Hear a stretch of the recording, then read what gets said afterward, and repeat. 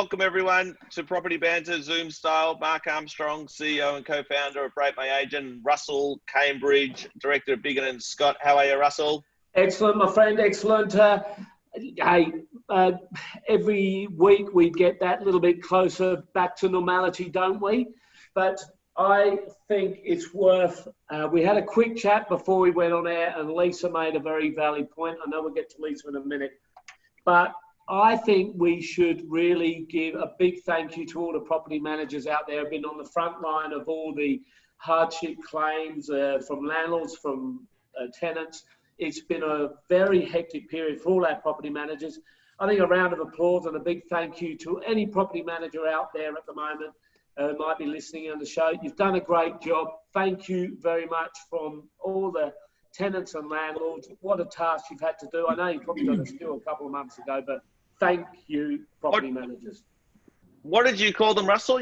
Or Lisa called them? What are they? The health? No, the health workers of the real estate industry. Is that what they were called? The front line. You know, I don't know. The health workers, the front line. But it was a valid point, and you know what? It's been a hectic, moving target, the property management department, and they coped very, very, very well. So thank you, every one of you.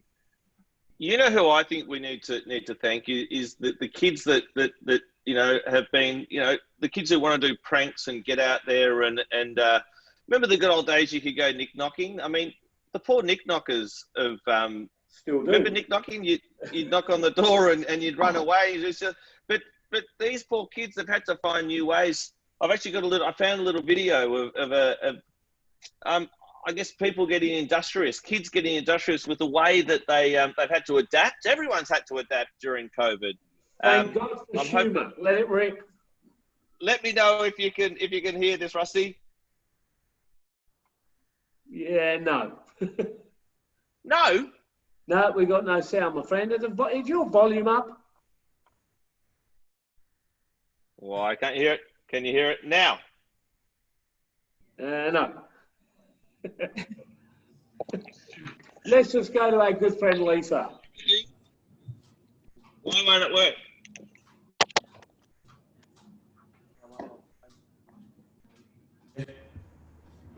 Oh. Can you hear me? Okay, I know why it wasn't working. Share. Take 3. Whoa. Who's that? Where is this? You call me? No, you called me. No, you called me. No, someone's called me on a private number. No, you called me on a private number, mate. Who are you? No, we might have another number. What? Who's this? You called me, mate. Who the fuck are you? Who the fuck are you? Well, you fucking called me. You called me, mate. What did you fucking call you? Did you understand? Give me shit to answer the phone. That's who you call, dickhead, you fucking spastic. Oh, fuck off, shit. Fucking idiot, you fucking... That's enough. These kids have had to be really industrious with the way that I wanted to get that up because I heard someone send that to me this week and I thought that was bloody funny. So no, maybe you were one of those people, weren't you? Your kid set that up, Mark. Who was the other person? It was my dad. There you go.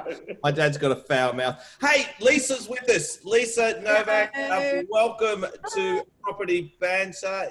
Lisa's our indestructible for the week. And Lisa, you're heavily involved in Facebook marketing. Yes. I just want to quickly show everyone something before we hand over the floor to you and to Russell. But we saw this review on Rate My Agent pop up just last week, I think, or this week. Sold with zero marketing during COVID-19 lockouts. Yeah. So your client there really, really happy that you've been able to get it away without any marketing. So how do you do it? And Russ, I think you had a question as well. Well, just basically, is Facebook your CRM, your database? Yeah. So I started in sales just over 2 years ago.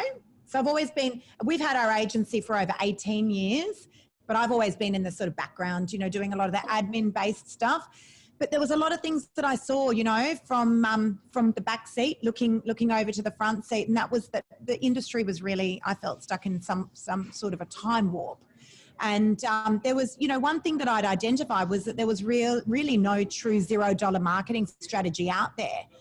And it just didn't make sense to me that really no one was doing a whole lot of stuff on social media. And I figured that that was a really great platform to be able to build on and create an audience, and with the potential of being able to sell property right off the back of social media. That's where all the eyeballs are, right? Right. How did you, was there a particular strategy you used to grow your Facebook readership?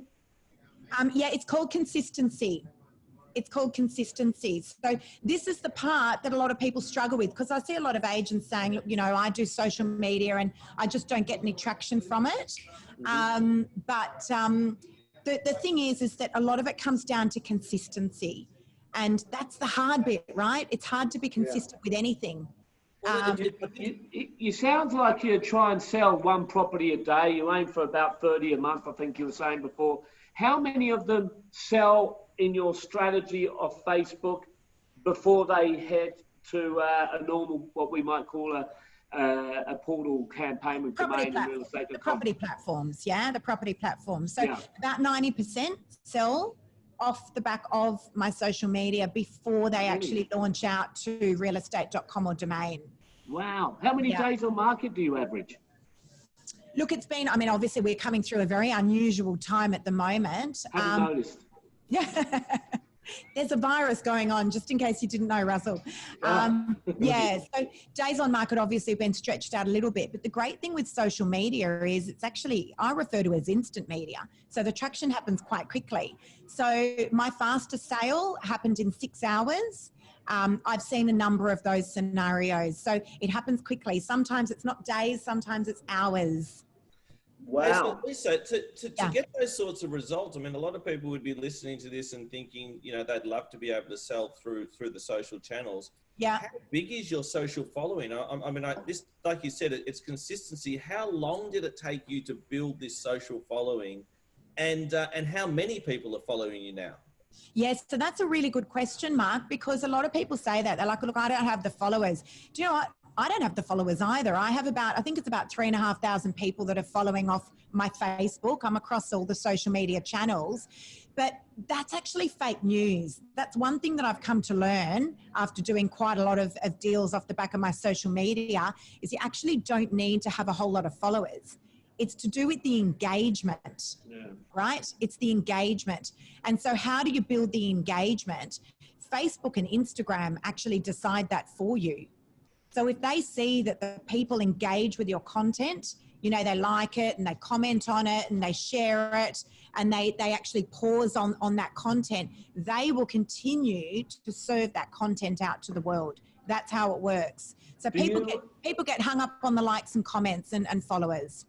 Do you then take these property through to a boardroom auction, an on-street auction, or do you just negotiate one or two buyers, play them off against each other? How do you do it? Yeah, so it's a pre-market strategy, and that's a really good question. The buyers, they actually love the opportunity to be able to buy property before it hits the property portals or potentially goes out to auction. Okay, so these buyers will actually pay a premium for that.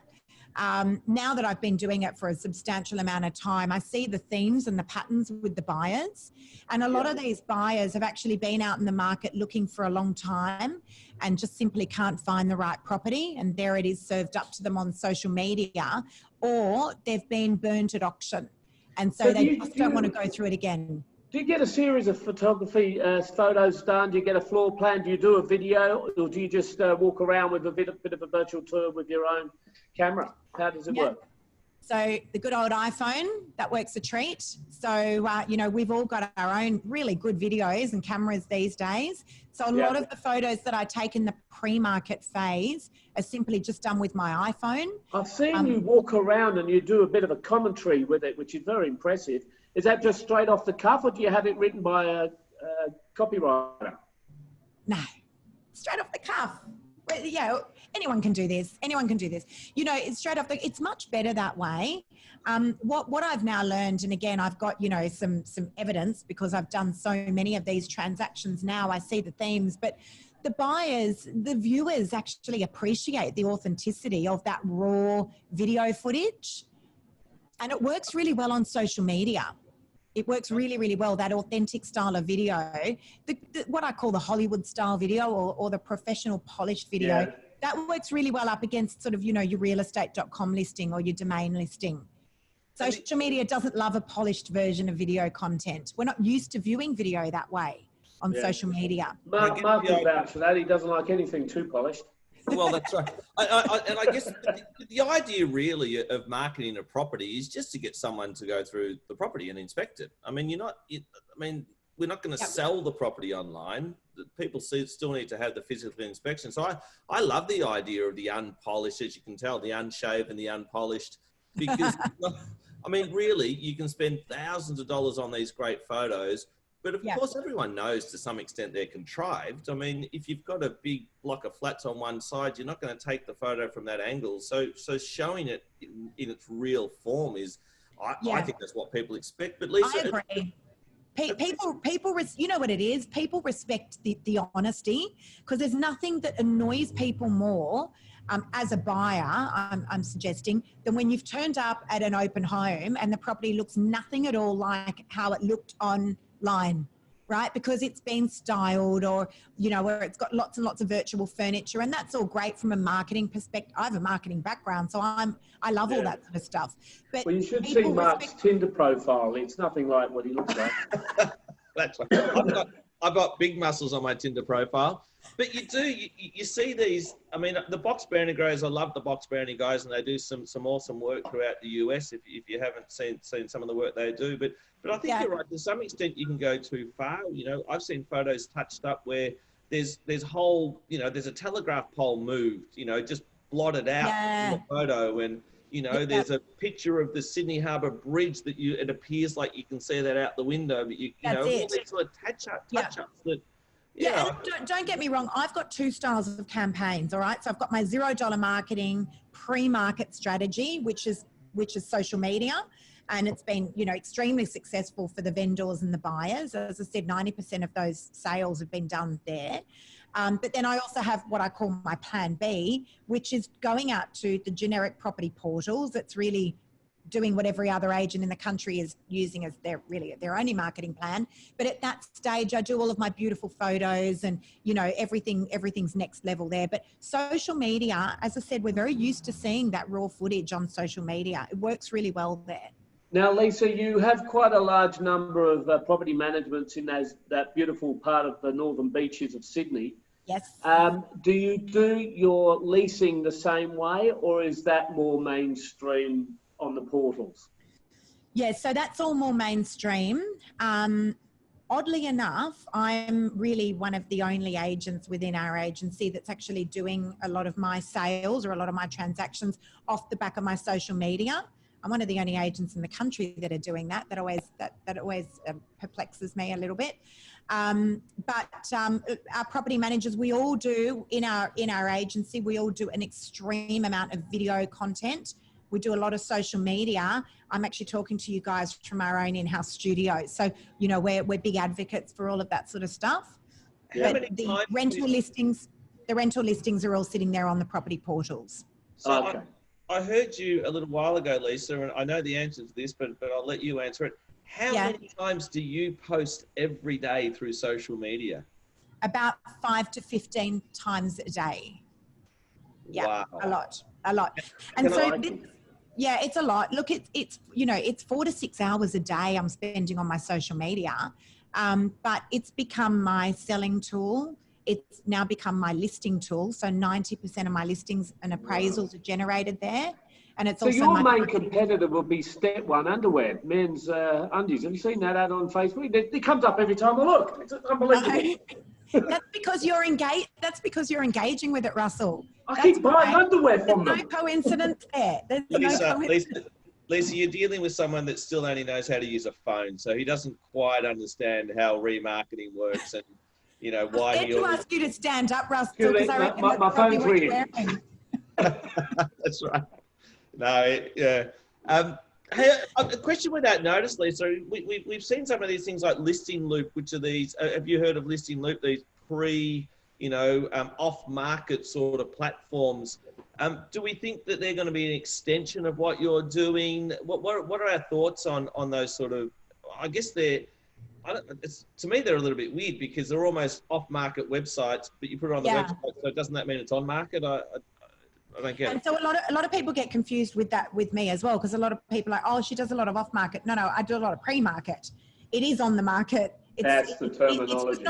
It's just not sitting on the biggest property portal in the country yet, but Yeah. it's sitting on the biggest portal in the world. It's called social media. So it's a pre-market opportunity. With those off-market websites, I don't know. I mean, they've been around for years and years. Why has no one used them? You know, I agree. I mean, I reckon in a lot of marketplaces, the terminology, well, off-market one is a contradiction in terms. You're on the market or you're not on the market. So off-market, badly used terminology. Pre-market's the right one. But in a lot of marketplaces, I reckon the agents exaggerate how many off-markets they do. When they tell me they've done 10 this month off-market, I reckon that means one.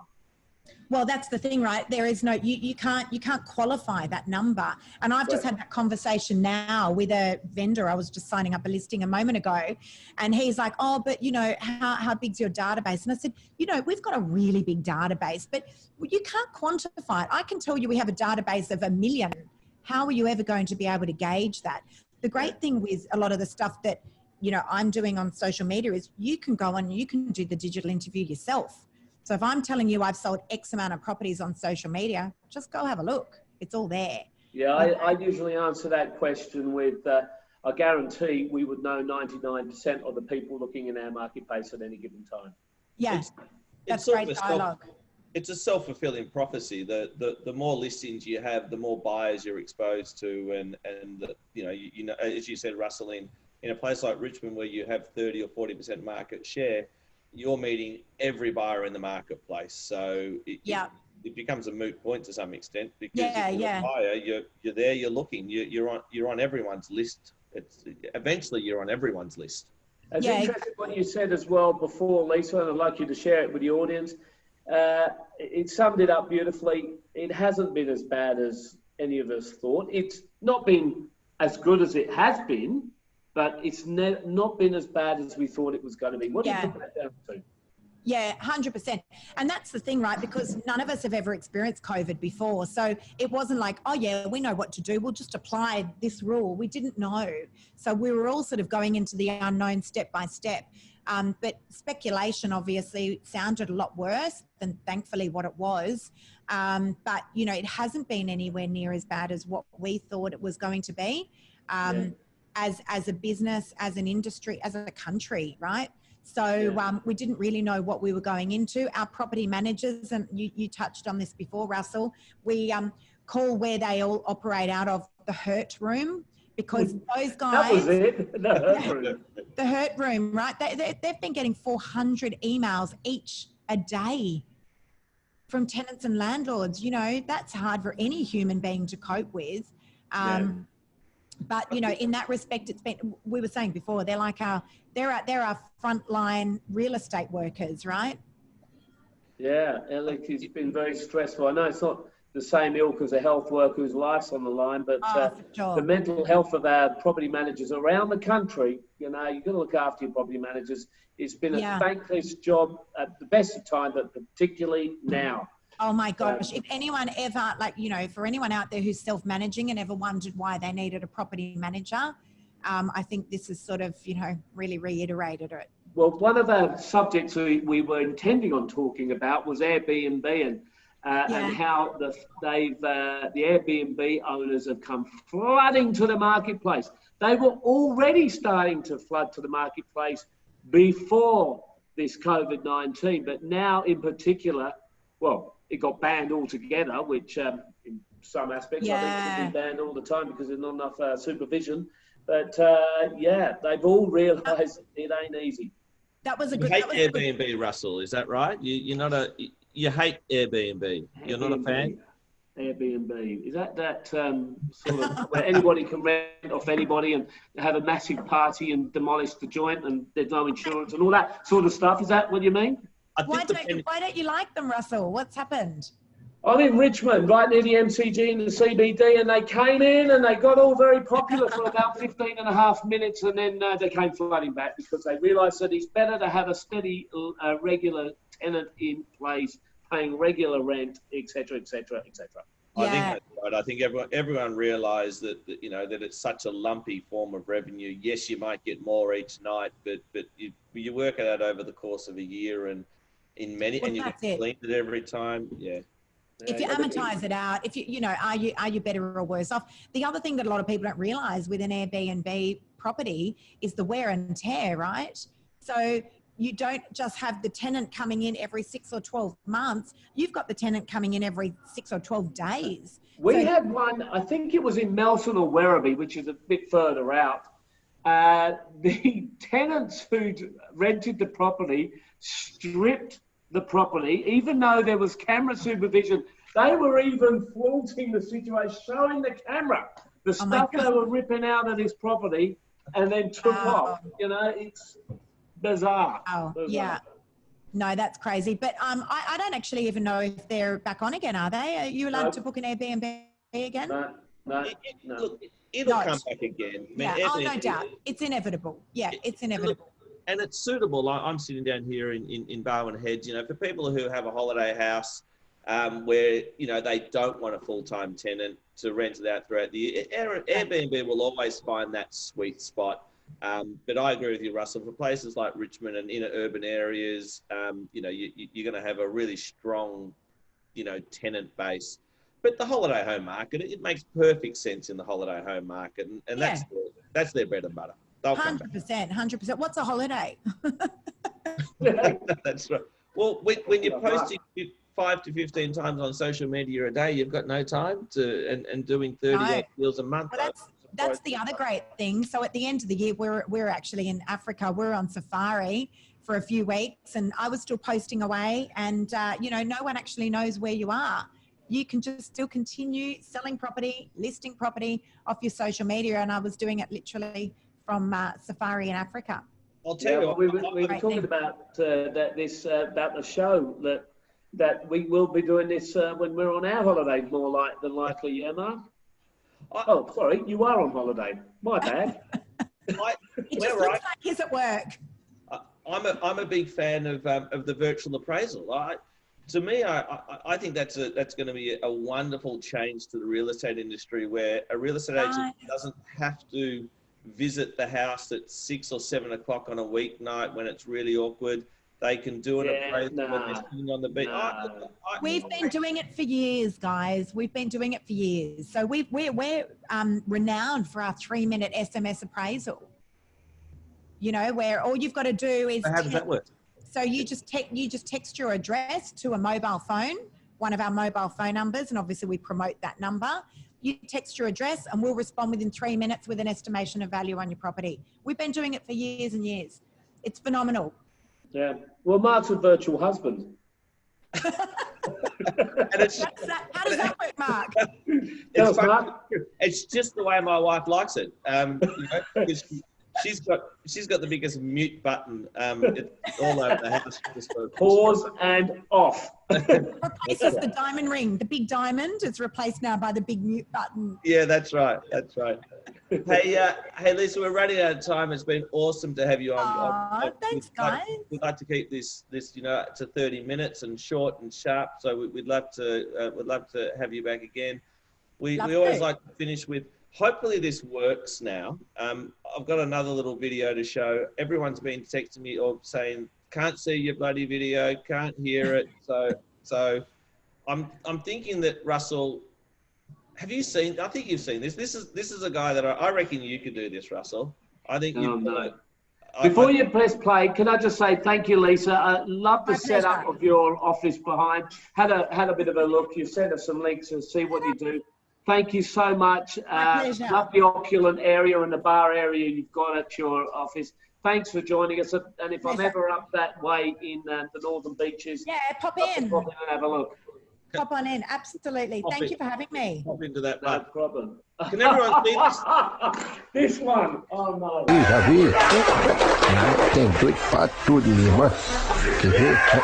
Ah, filho da boba. Menino. Quer ver? Quebra o outro. Aí cima vai. Mas são braços de ferro. Tá? Vai, quer ver? Agora vai. Aí, vai quebrar meu chifre. Vai.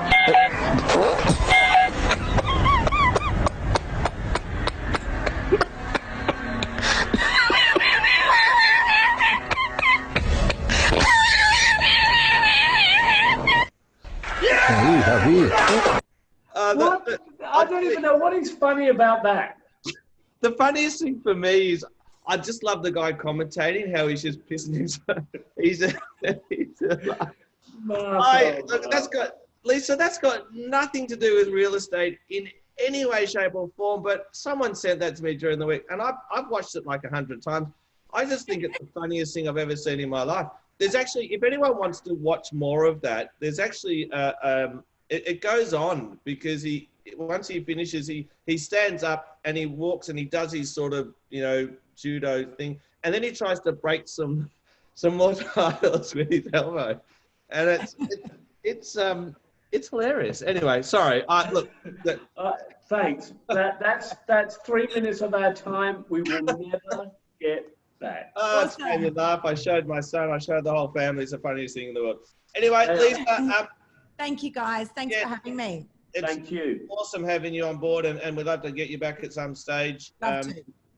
Good Mark, luck. surf's up. Get out there. Get on your longboard. I'm going to go. I might go for a surf. All right. See you all. All right, guys. See ya. Thanks for having me. Thank you so much. See you. Bye-bye.